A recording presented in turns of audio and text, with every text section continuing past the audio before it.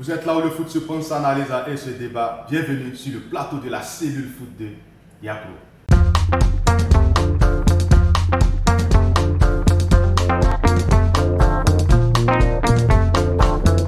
Alors aujourd'hui à la cellule foot, on parle de la Ligue des Champions, on parle de la Coupe aux grandes oreilles, les quarts de finale, connu leur verdict. Le Real de Madrid qui s'était incliné sur son terrain 2-1 a encore perdu à l'Allianz Arena 4-3. Le FC Barcelone qui avait perdu sur ses installations 2-0 face à l'Atlético de Madrid a gagné son match retour à l'Atlético 2-1, mais ça n'a pas suffi pour assurer la qualification. Alors le PSG, le tenant du titre, s'est imposé 2-0 Paris Saint-Germain et est allé battre encore Liverpool sur ses installations. L'équipe de Mikel Arteta qui s'était imposée à Sporting 1-0 s'est qualifiée avec un nul 0-0 à domicile. On en parle à la cellule foot. Vous aussi les abonnés, vous avez le droit, je dirais même le devoir de faire le débat dans les commentaires avec nous. Dites-nous ce que vous pensez de ces confrontations qui se sont déroulées et dites-nous aussi les affiches des demi-finales qui s'annoncent.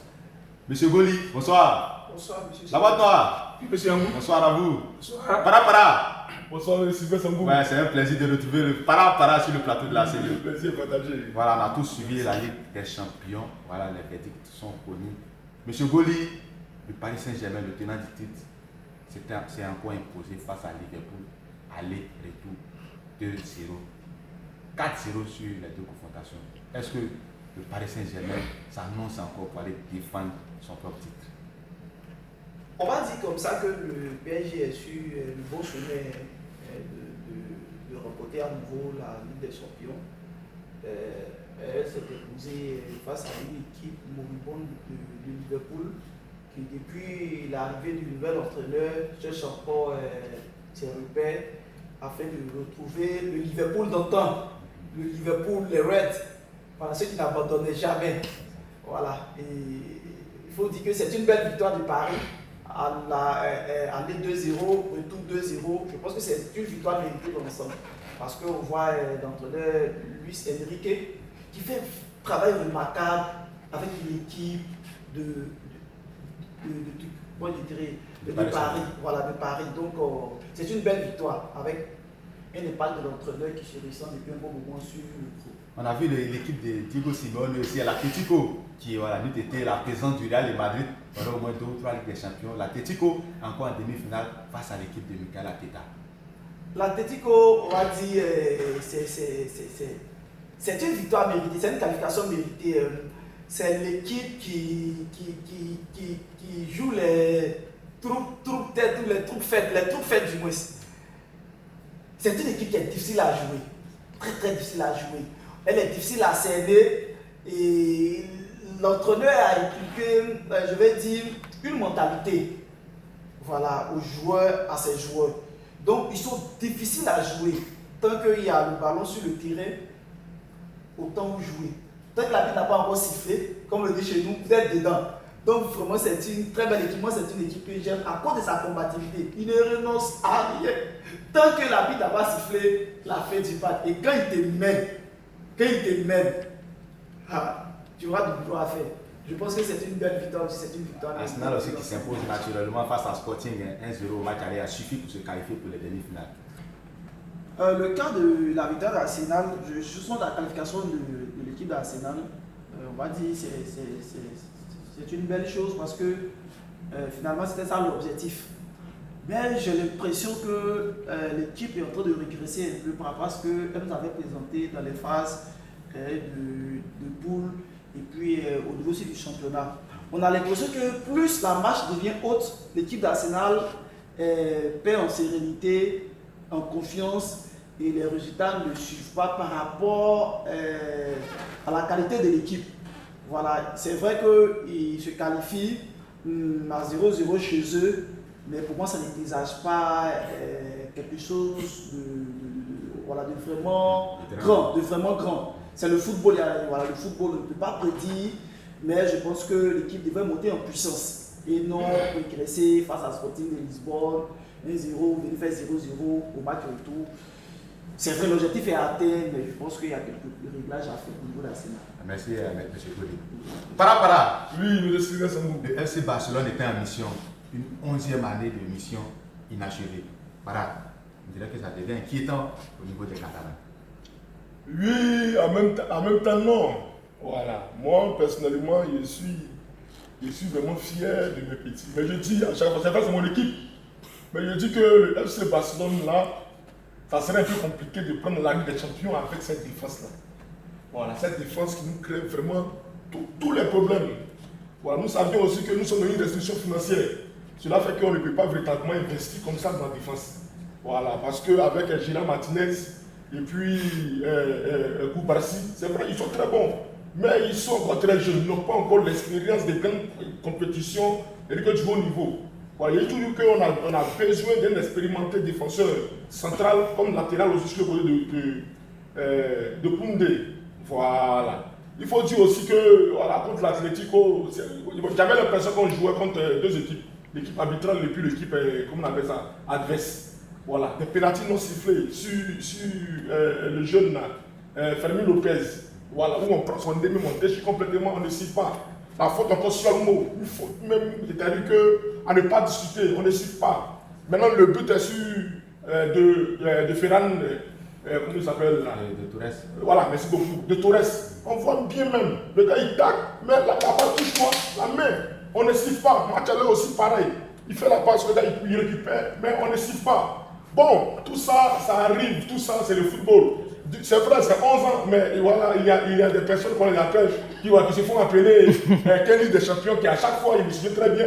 De 2002 à 2014, ils ont galéré après que Zidane ait pris la Ligue des champions en 2002. C'est pratiquement 12 ans après en 2014 qu'ils ont récupéré. On a vu aussi la dernière, comment on appelle ça, Ligue des champions en 1966. Mais c'est pratiquement 32 ans après, en 1998, pour dire que, voilà, qu'ils nous donnent aussi le temps, ça va arriver, ça arrive, voilà, ça arrive au grand club. Mais on va y arriver, parce que c'est une génération très jeune qui arrive. Et je sais que les années qui suivront, voilà, on va véritablement voilà, prendre la Ligue des champions. Merci, Para. Merci beaucoup. Là-bas, toi, Oui, monsieur Sylvain Langou. le Real Madrid, une deuxième année de saison blanche en cours de téléchargement. Finalement, tout devient blanc à la Maison Blanche. Avant de vous répondre, je vais dire un truc à mon frère barcelonais, vraiment, qui continue de souffrir. C'est vrai, le Real Madrid, on a fait 32 ans sans remporter la Ligue des Champions. Mais ils en ont fait 36. Quand nous on fait 12 ans sans remporter la Ligue des Champions, nous on vient, on se rattrape en 10 ans, on prend 6. Donc, qui ne disent pas que le Barça est un grand en Europe. Ils sont grands en Espagne, pas en Europe. Aujourd'hui, si on veut parler des grands en Europe, on va peut-être prendre la Ligue des Champions ou bien les trophées européens. Donc, moi, quand on dit tu es grand en Europe, c'est le Real d'abord, peut-être Milan, mais Milan actuellement il n'est plus grand. Madrid, c'est cette Ligue des Champions. Donc je peux dire que c'est Liverpool et Bayern qui nous suivent. Donc qui se calme un peu. Revenons au match. En tout cas, moi je suis fier de mes poulains parce que jouer d'abord à Arena, ce n'était pas une chose facile puisqu'on a déjà perdu à la maison. Quand tu joues chez toi à la maison, déjà avec le public, tu te dis que tu vas gagner ton match. Mais malheureusement, on a perdu à Bernabéu. J'ai été fier parce que l'homme du match, ça a été le gardien. Quand dans un match, un gardien sort homme du match, c'est que lui qui a perdu, il a montré au moins des bons signes. Et aujourd'hui, je dis merci. C'est vrai, on tombe à la fin de la saison, c'est là qu'on a commencé à récupérer. Une deuxième année de saison blanche. Deuxième année de saison blanche. Même on peut faire 10, 15. Ça ne nous gêne pas. Mais quand on sera dans notre tempo, on va rattraper tout ça. Voilà, j'ai confiance à mon équipe. Est-ce que j'ai dit à mon jeune frère, on a fait 12 ans et ils sont tenus suivre. Ils pensent que quand ils vont faire 12 ans aussi, ils vont prendre. Non, mais actuellement, là, nous on est malade, profitez de notre maladie. Donc, quand vous êtes malade pendant 11 ans, mais pendant ces 11 ans-là, je pense bien que nous aussi on a profité. En tout cas, nous on a bien profité. Or, pendant nos 12 ans de maladie, et ils ont profité aussi, mais pas comme nous. Donc, chacun a son temps, mais on n'est pas la même chose. Mais maintenant, on revient sur le match d'hier. Sincèrement, le Real, c'est mon équipe. J'ai toujours confiance en l'équipe. Mais je ne pensais pas qu'on pouvait traîner encore ce Bayern jusqu'à la 85e minute. Parce que déjà, je le disais tantôt, mentalement même, on se disait qu'on partait pour se livrer à la bataille. Et de plus encore, on avait cette crainte. En plus, le Bayern, c'est une équipe actuellement, on peut dire que c'est la meilleure en Europe. Mais je ne pensais pas que ce Real-là pouvait tenir jusqu'à la 85e minute. Et comme mon frère il aime toujours se justifier sur l'arbitrage, moi je pense que cet arbitre-là, à mon côté, il a été sévère. C'est vrai que dans un grand match comme ça, donner un carton jaune à quelqu'un qui a tiré jaune récemment, bon, je ne juge pas que l'arbitre a mal fait, mais il a bien fait, mais moi je trouve qu'il a été trop sévère. Il a été trop sévère et on prend ce carton rouge à la suite, on prend. S'il n'y avait pas ce carton rouge-là, je ne pensais pas que le Bayern allait nous battre, puisque depuis le 25 avril en 2012, on n'a pas encore perdu à Allianz Arena, contrairement à nos voisins qui vont prendre les 7-0, aller-retour à 2. Oui, c'est un peu ça. Et en tout cas, je tire encore le chapeau à mon petit, à Dagouleur, qui envoie vraiment nous à la retraite. Merci la boîte noire. Monsieur Goli, Monsieur Sylvestre. 2 grands d'Europe sont tombés hier, le FC Barcelone et le Real Madrid. Comment est-ce qu'on peut expliquer un tel cataclysme? Oui, c'est un cataclysme. Mais bon, on va le dire avec modération, hein, parce que quand on a le Bayern de Munich, Arsenal, le PSG, l'Atlético de Madrid, qui eux aussi depuis des années sont dans le carré d'as où on a joué des finales même remportées, et on ne va pas, je vais dire que ce n'est pas une bonne demi-finale qui s'annonce. Voilà. Le Real et le FC Barcelone occupent, je vais dire, 60% des amoureux du football. Donc quand le Barça et le Real tombent, c'est comme il y a une partie du football aussi qui tombe. Je le dis toujours que le Real et le Barça ne sont pas véritablement des équipes équilibrées. Ce ne sont pas des équipes qui sont capables de nous produire des matchs aboutissants.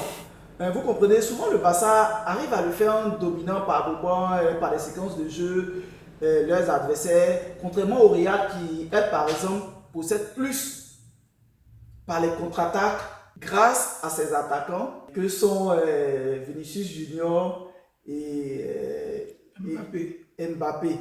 Et quand nous prenons par exemple les 2 matchs, l'aller comme le retour, le Real fait la différence par exemple sur des exploits individuels. Quand on prend par exemple le coup franc d'Adam Bouleur, voilà, c'est un exploit individuel.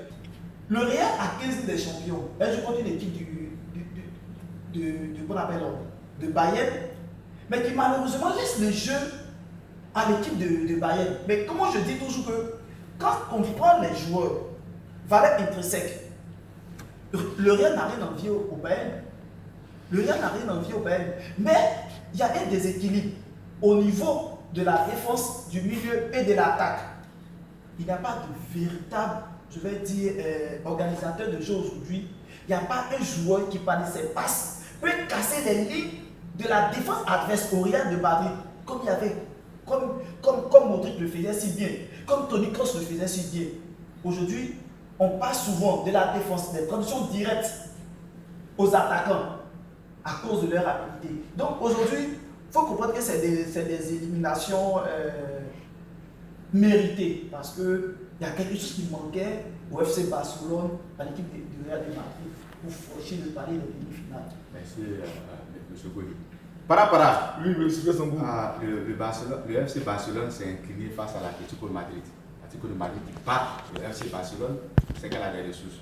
Pensez-vous que l'Atlético pourra accéder à cette finale quand on sait que l'Atlético sera confronté à l'équipe de Mikel Arteta en demi-finale?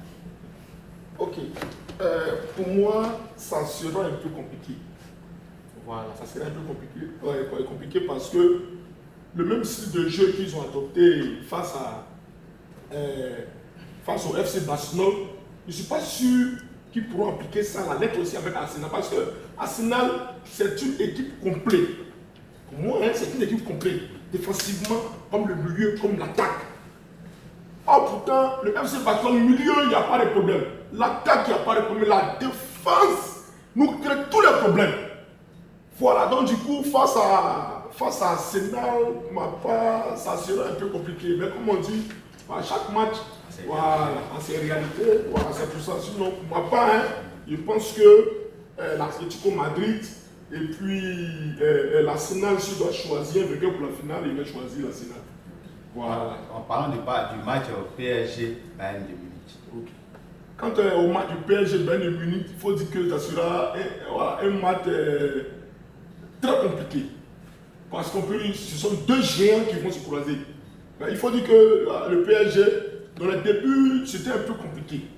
Mais je ne sais pas si Henry fait c'est le fétiche. Lorsqu'il sort des huitièmes de finale, là, mais on ne les reconnaît plus. Voilà, on ne les reconnaît plus. Ils sont croisés avec Liverpool, mais ils ont fait asseoir Liverpool rapidement.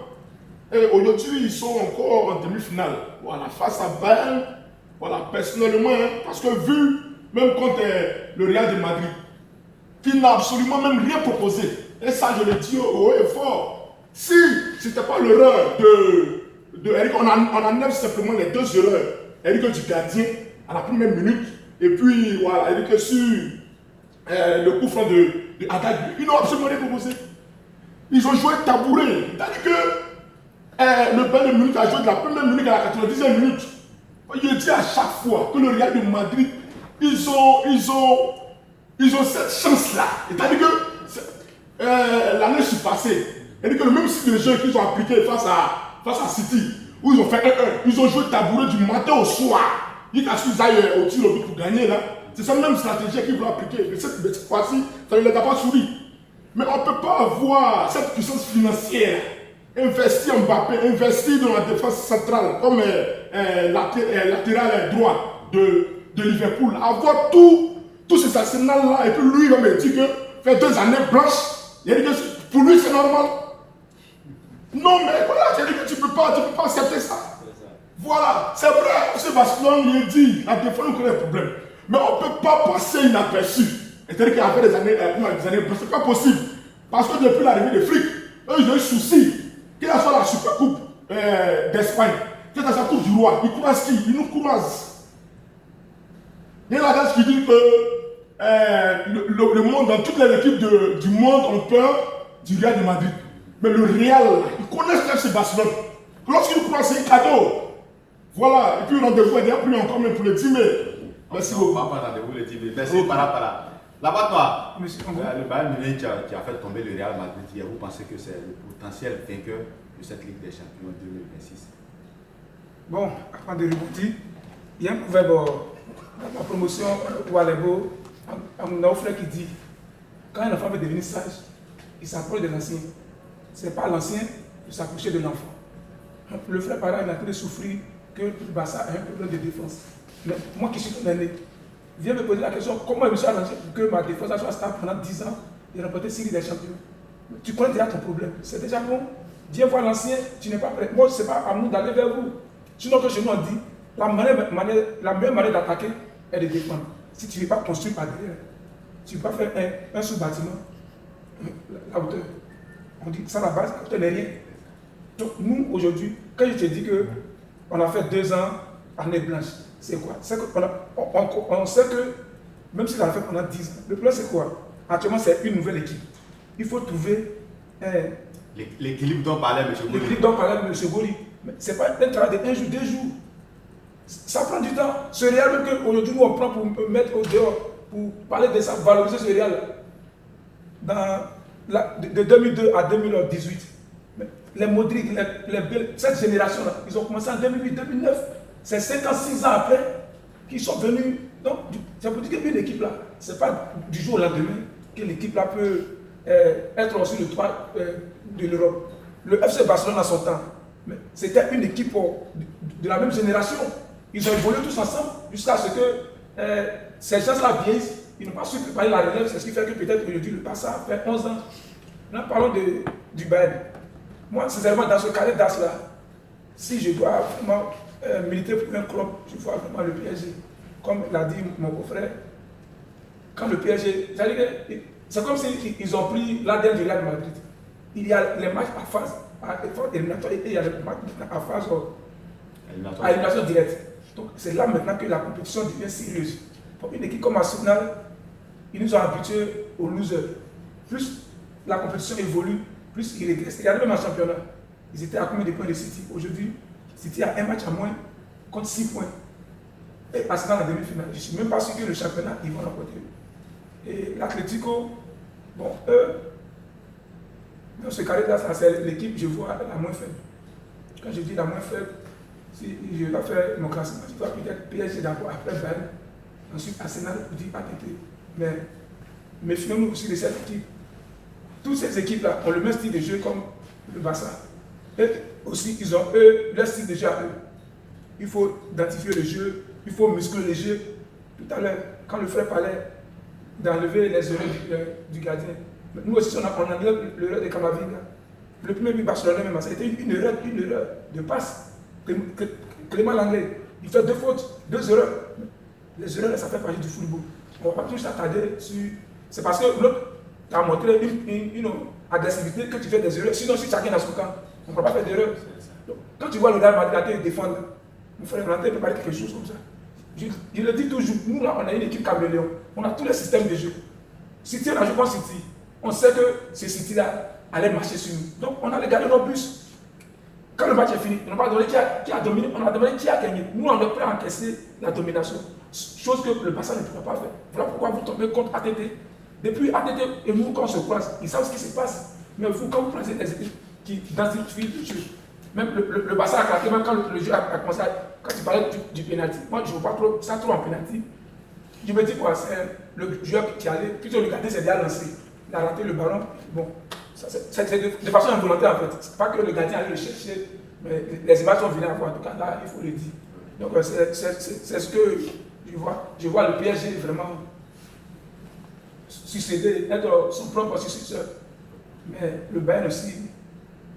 Bon. Le Bayern reste à surveiller. Le vainqueur Bayern, moi je pronostique que le vainqueur Bayern au Paris sera champion d'Europe. Merci, l'appointement. Monsieur Goli, Monsieur, voilà, votre dernier mot avant la fin de cette émission sur ce qui a été dit.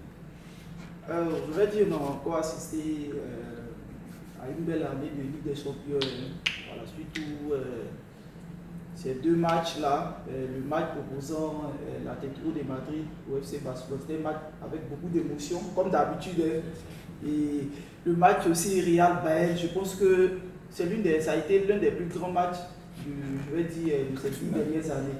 Voilà, c'est une finale. On va dire que c'est la finale même avant la lettre. 5 buts en C'est 5 buts en une mi-temps et vu tout ce qui s'est passé côté bavarois, des joueurs comme Olysée, on a vu des garçons comme Kimmich qui étaient au four au moulin.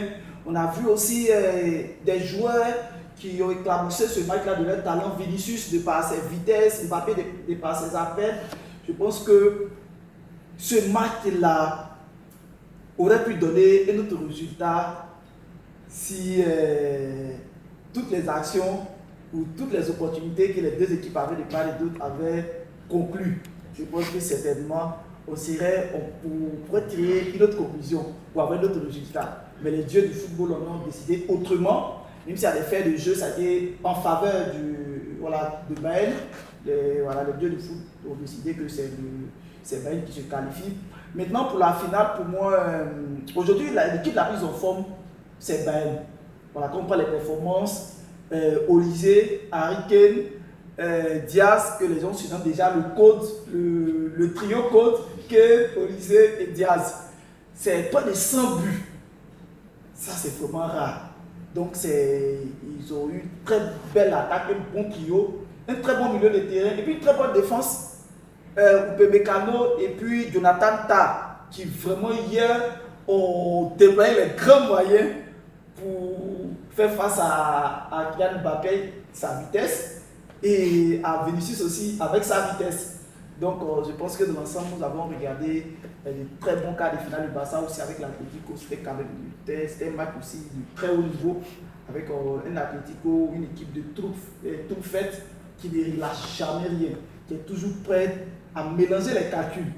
Donc c'est une belle équipe et puis je pense que pour moi une finale Ben Arsenal, bon, c'est comme ça que je vois. Mais voilà, c'est quelque chose, je dis, le football a toujours ses surprises, mais je vois Ben Arsenal. Merci, M. Goli. Para. Oui, monsieur Sambou. Votre dernier mot. Ok. Alors, avant tout propos, j'aimerais faire ici un big up qui pour moi est le meilleur entraîneur de tous les temps, il s'appelle Pep Guardiola. Voilà, quand je regarde ce Bayern de Munich en train de jouer le ballon, il dit mais ça, ils sont en train de jouer le foot du Pep. Quand je regarde Arsenal aussi en train de jouer au football, il dit ça c'est le foot du Pep. Quand je regarde comment on appelle ça même, le Paris Saint-Germain en train de jouer au football, il dit ça c'est le football du Pep.